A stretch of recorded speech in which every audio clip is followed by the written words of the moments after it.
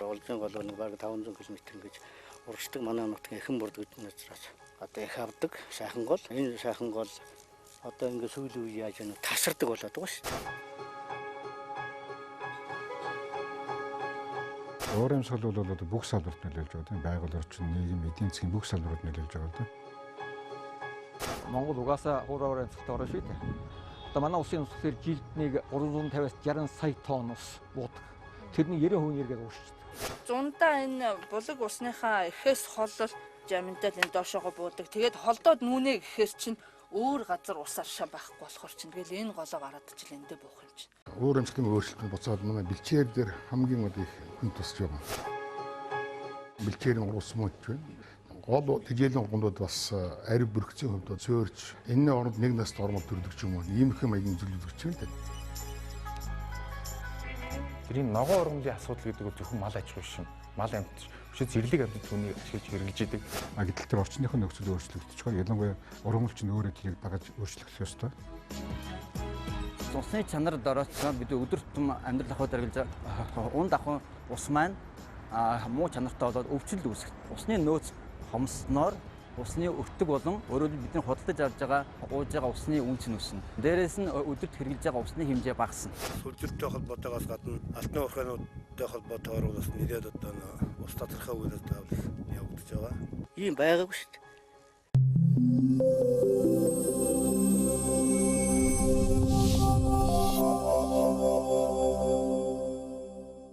Сайн байцгаана уу эрхэм хүндэт үзэгчдээ та бүхэн тавтаа сайхан амарцгааж байна уу? Ногоон хөгжил нэвтрүүлгийнхаа тусгай дугаараар эмчийн оюун чимээг би Сүхбаатарын талбайгаас та бүхэндээ хүргэж байна. Тэгэхээр энэ 7 хоногт манай орон анх удаага дэлхийн байгаль хамгаалах өдрийг эх орондоо зохион байгууллаа. Их газрын эрсдээс уур амьсгалтай манай орны хувьд уур амьсгалын өөрчлөлт хэрхэн нөлөөлөж байгаа сөрөг нөлөөлийн талаар нэвтрүүлгийн нэхэнд манай нэртэй эрдэмтэд болон Дорнод аймгийн малчтын ярианаас та бүхэн анзаарсан байх. Тэгэхээр сүүлийн 70 жилд манай агаарын дундаж температур 2.1 хэм дулаарсан дэлхийн дундажаас даруй 3 дахин их байгаа юм.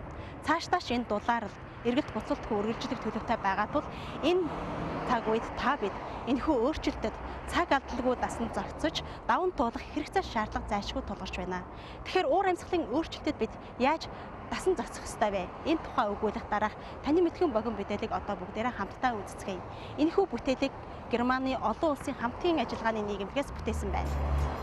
Бид уур амьсгалын өөрчлөлтийн талаар хангалттай мэднэ. Одоо шийдвэр гаргах цаг нь ирлээ. Уур амьсгалын өөрчлөлтийг даван туулах гэдгийг бид юу гэж ойлгох ёстой вэ? Бидний амьдрах хэм маяг уур амьсгалаас үргэлж шалтгаалж байдаг. Эрт дээр үеэс уур амьсгал өөрчлөгдөхөд хүн төрлөختөн дасан зохицож амьдрсаад ирсэн. Харин өнөө үед уур амьсгалын өөрчлөлтөнд дасан зохицох гэдэг нь ямар онцлогтой вэ? Бид боловсрол, ажилгүйдэл болон эдийн засгийн өөрчлөлтөнд санаа тавих хэрэгтэй биш гэж үү? Мэдээж уур амьсгал цаг үргэлжид өөрчлөгцөөр ирсэн. Одоогийн өөрчлөлтийн хувьд хүн төрлөختөн бидний ялруулж байгаа нүрс төрөгчийн давхар эсэл, метан зэрэг хийнээс болж агаар мандалдах хүлэмжийн хийн нөлөө маш хурдцтай ихсэж, үүний улмаас дэлхийн уур амьсгал эрчимтэй дулаарч байна. Дэлхийн уур амьсгалд гарч байгаа өөрчлөлт ноцтой үр дагавруудыг хэдийн бий болгоод байна.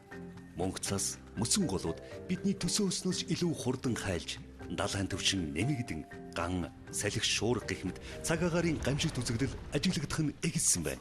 Эдгээр гамшигт үзэгдлүүд нь хүмүүсийн аж ахуй, орон гэр, хот суурин газрын дэд бүт зэргийг эвдэн сүйтгэж, асар их хэмжээний гар цохирол дагуулахын зэрэгцээ, харилцаа холбоо, бизнес үйл ажиллагааг тасалдуулан, нийгмийн эдийн засгийн хөгжилд саад учруулах боллоо. Уур амьсгалын өөрчлөлт эргэлт буцалтгүй гэдэг нь тодорхой боллоо. Харин цаашид хэр хурдцтай өөрчлөгдөх нь бидний амьдралын хэв маяг, эдийн засгийн үйл ажиллагаанаас хамаарна. Гэхдээ нүрс хүчлийн хин ялралтыг бууруулчих бол бүх асуудал шийдэгдэнэ гэсэн үгүй гэвэл тийм биш юм. Хэдийгээр нүрс хүчлийн хин ялралтыг их хэмжээгээр бууруулсан ч өнөөдрийн хүртэл агаар мандал хөрөмтлөгдсөн хүлэмжийн хийнүүд агаарт удаан хугацаагаар байсаар байх учраас дэлхийн дулаалал шууд зогсохгүй юм. Иймээс хүн төрлөختөн хүлэмжийн хин ялралтыг бууруулах арга хэмжээг авч хэрэгжүүлэхийн зэрэгцээ уур амьсгалын өөрчлөлтөнд дасан зохицох шаардлагатай болж байна.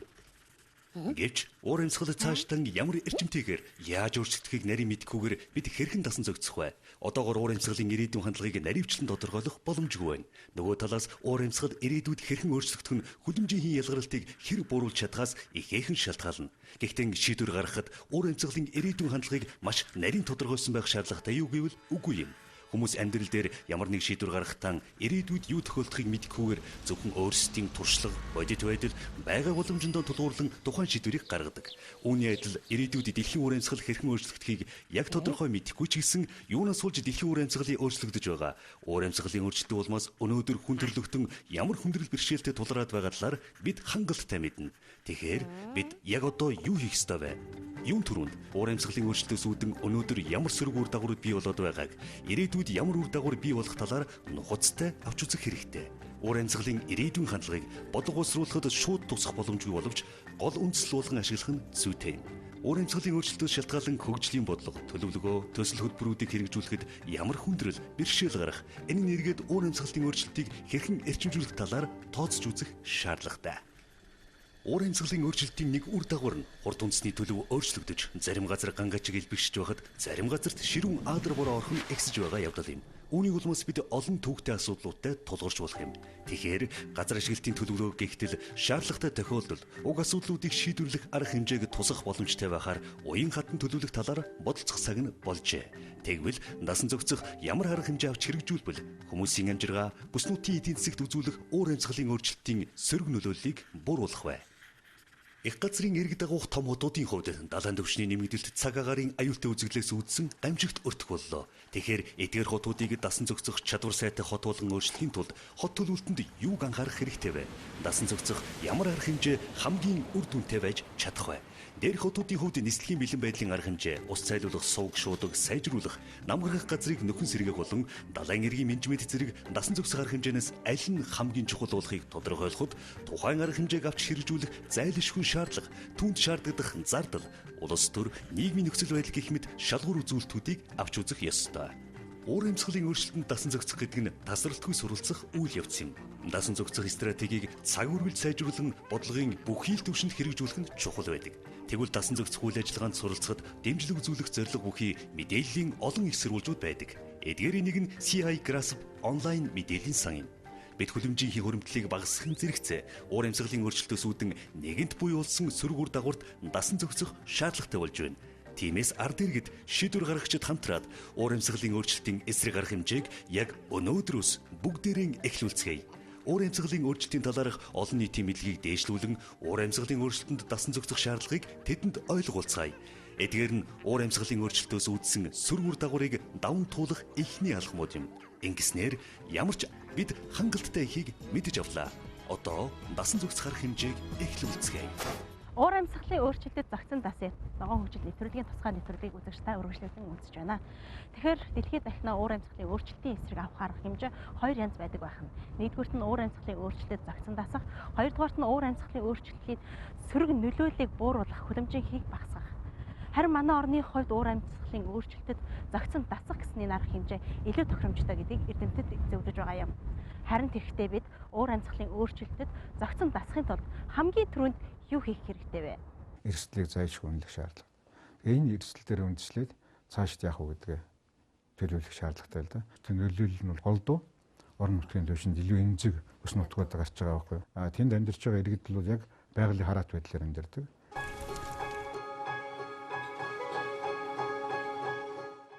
Нөгөө талаар тэдний нөгөө хариу арга хэмжээ авахт эдийн засгийн чадвар боломж их муутай.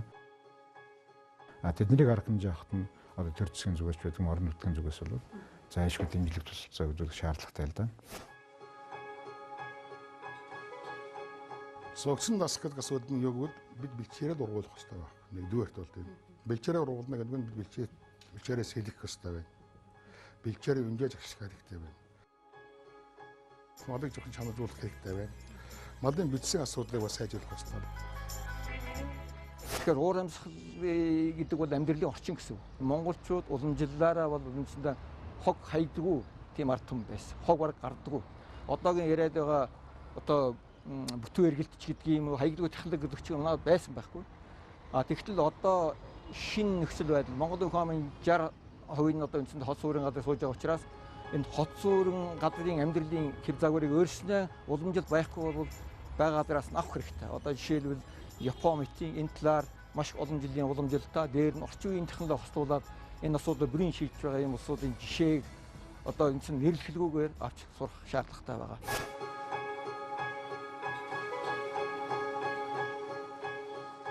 Хашаанд байгаа ажууд өрхийн аж ахуйн эрхэлж байгаа улсууд яаж усныг хэмнэж болох вэ гэвэл туслын систем гэж ярьдаг да. Одоо хувингаар ус ингээд урам руу цацах чинь зүгээр одоо ундааны савыг ёроолын хэсгийн тайраад ургамлынхаа үндэсний хэсгээс суулгачаад хадаасаар цоолчихно байгаа. Тэгээд тэрэндээ ус дүргээд дээрээс нь тагалцахаар тэр маань үндсэндээ усыг 95% хүртэл хэмнэдэг. Мэрж гэдэг бол манай орны амтны аймгийн бараг 60-70% эзэлж ийм том баг байна. Тэгэхээр энэ мэрж дээрээс бид нар манай монголчуудын хамгийн сайн мэддэг үлийн цагаан огтмол жишээ авъя л да тийм ээ. Тэгэхээр тэр бол цайвар үлээж гэж ярьдаг. Тэгэхээр үнэг хярс за мөн одоо бидний сайн мэддэг шонхор байна тийм ээ. Идлэг шонхор бол өдөрт хэдэн 10-аар нэгжээд учраас энэ амтд нийлээд цайвар үлээжийн тоотлогоо зохицуулж идэг байна. Тэгэхээр л бид нар энэ амтыг алгаа болоод тухайн амтын үүр нохоог эвдэхгүй 50 байдал тэр амттыг л хамгаалал сурчвал тэр амтны цайвар үлээчийг идэж устгах нь тоотлогыг зохицуулж байна. Бэлчээр өөрөө сэргэж идэг жамаараа мал орлоо бэлчээр талхитлаа цайвар үлээж орж ирээд тэр бэлчээрийг дахиад сэргээждэг байна шүү дээ. Тэгээд цайвар үлээж буцаагаар явчихдаг тэр газараас. Тэгэхээр нь өв сургалаа эргээд тийшээ мал ордог байна шүү дээ. Мөсөн гол маань хайлаад байна л да. Одоо шууд амьдрагаанд нөлөөлөхгүй хэрнээ алс хиттэй энэ бол нөлөөлж болох учраас улсын хэмжээнд энэ одоо хайлтын усыг өндөр ууландаа усан сан байгуулах байдлаар аль болох хоригдлыг болгоод тэрнийгээ удаан хугацаанд одоо доош нь зохицуулт хийж өгч их нууруудыг хотгорч байдаг юм уу? Энэ нууруудаа тижээх тэр үедээ одоо мэдээж усны эрчим хүчийг ашиглах услогаатай тариалангаа хөгжүүлэх ингээд бэлчээр усчлуулахын асуудлыг шийдвэрлэх байдлаар ингэж зохицуулж амьдрах хэрэгтэй болж байна. Уур амьсгалын өөрчлөлтөд зохицон тасгал та бид юу хийж болох талаар эрдэмтэн судлаачид бидэнд ингэж ярьж байна. Харин яг энэ чиглэлээр бодит ажил өрнүүлж байгаа ямар байгууллага хөв хүмүүс байгааг бид бас ирж сурвалж ирсэн юм. Нэгдсэн үндэсний байгууллагын дэмжлэгтэйгээр байгаль орчин ногоон хөгжлийн яам анх удаага экосистем туршилсан зохицон тасах тухай ийм нэгэн төслийг хэрэгжүүлж байгаа юм байна. Одоогийн байдалд Монгол улстай хамгийн их уур амьсгалын өөрчлөлт болоо өртөөд байгаа. Тэгсэн мөртлөө экосистемийнхаа хувьд хэдийгээр тамарж байгаа талбай нь багч гисэн маш тийм өндөр ач холбогдолтой хоёр одоо бүс нутгийг сонгосон байж байгаа. Өндөр уулын бүс тэгээд хээр талын бүс сонгогдсон байгаа. Уулзгал болоод түргэн архираа голын сав газар бол сонгогдсон байж байгаа. Сүүлийн үед бас энэ экосистемийн дасан зохицохын бас нэг арга нь бол усны нөөцийн нэгдсэн менежмент гэж олон улсын түвшинд нэлээд одоо хэрэгжсэн туршигдсан юм арга хэмжээ байгаа. Монгол улсын хувьд бол сав газрын захиргааг байгуулж усны нөөцийн нэгдсэн менежментийн төлөвлөгөөнөөрөө суурилж усныхаа их усрыг хамгаалах, гол мөрийг хамгаалах ийм ажлууд нэлээд эрчимтэй явагдаж байна. Баг маань одоо ингэж биднээс төлөвлөгөө явуулж байна. Манай төсөл бол дасан зохицох сангаас одоо анх удаа Монгол улсад хэрэгжиж байгаа. Байгаль орчин ногоон хөгжлийн яам болоод нэгдсэн үндэсний байгууллагын хөгжлийн хөтөлбөрөөр хэрэгжиж байгаа. Экосистем төшгөлсөн дасан зохицох арга хэмжээг уур амьсгалын өөрчлөлтөд өндөр эрсдэлтэй голоодын сав газарт хэрэгжүүлэх нь гэсэн юм урт нэртэй төсөл байгаа. Улс орны эдийн засгийн тогтвортой өсөлт хөгжилд экосистемийн үйлчлэгийг хэвээрэн хадгалж авч үлдэх нь хамгийн чухал үүрэгтэй байдаг байх нь. Өөрөөр хэлбэл байгалийн экосистем нь уур амьсгалын өөрчлөлтөд эмзэг өртөмтгий байдаг гэсэн үг юм а.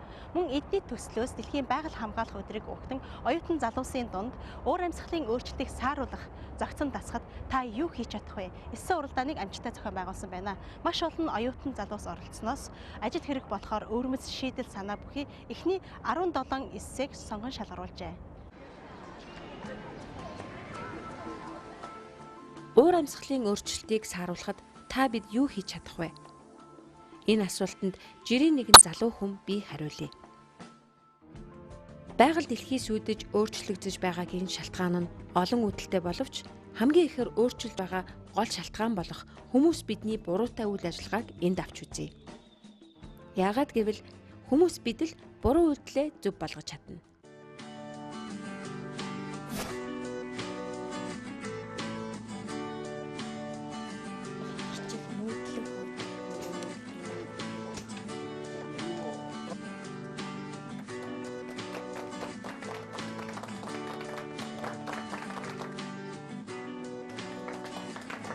дэлгүүрээр ирж хамгийн гоё сонирхолтой санаад гаргасан байна.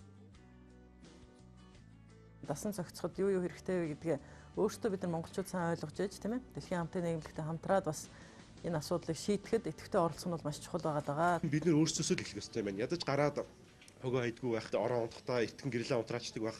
Жид юм эсвэл одоо нүүр гараа амаа угаахтаа нэг усан ачааг хэмнээд гойжуулах шиг байх. Тиймэрхүү өдөр тутмын энгийн хөвсөн сэтгэлгээг тийм арга зүй занц ажлыг л өөртөө бий болгочих юм бол тэгээ цаашдаа болчих юм биш үү? Бусад асуудлууд бол болчихноо. Энгийн өдөр тутмын хэрэглээ хандлага өөрчлөлөө гэхэд дараа нь үйлдвэрлэл бизнес эхлэе гэхэд тэр өдөр тутмын энгийн хандлага чинь үйлдвэрлэлөөгөө шилжинэ гэсэн үг шүү дээ тийм ээ. Чинийхс ямар санагдав? Аль болох шинжилгээ ухаанд үүднээс асуудалд хандъя. Тэр хүн хэрвээ экологийн боловсролгүй л бол тэнд маш их мод тарилаа гэхэд тэр модыг одоо ургалтын нэмэгдүүлдэг тийм өөр ямар ургамлыг зэрэгцүүлж тарьж болох уу. За тэгээд тэр хөрсний онцлог юу вэ? Тэнд одоо ямар ургамлыг илүү тариул нүүрс төрөх хүлэмжийн агуулмж багасах уу гэд энэ зэрэгчлэн экологийн боловсролыг л хүн болгонд суулгаж өгөөсэй гэж одоо төлхөө бичсэн. Малайг бол манай Монголс хөгжин л гэж идэг. Гэтэл манай Монгол улс ч өөрөө хуурай цэрэг уур амьсгалтай байдаг. Тэр мал хитрхи ихтэй тэгэхээр нөгөө бичээрийн даацсан ихтэй. Тэгээд талхлагдаад эхэлдэг. Эцсийн зогсоол дээр юу байх вэ гэдгийг мэдж аваад тэгээд тэр эцсийн зогсоол дээр бид нар хүрэхдээ ямар байх вэ гэдгээс тэр урьдчилан тэрэндээ л бэлдэх хэрэгтэй гэдэг санааг би гаргаж ирсэн. Чимдгон хэлсүүг байдаг. Хамгийн